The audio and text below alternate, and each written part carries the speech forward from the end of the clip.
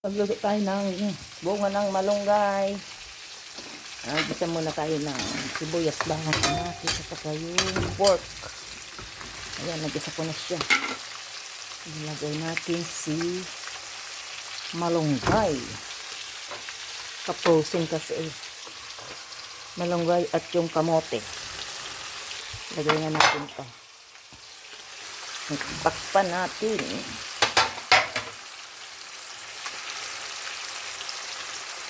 Yan ang ating kapartner na da.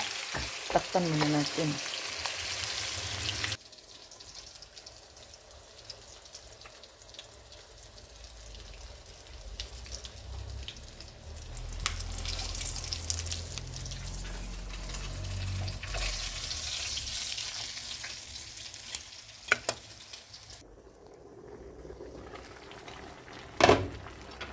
Yummy, yummy, yummy.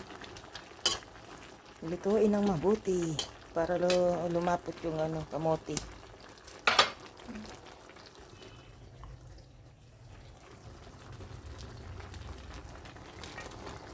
Patis.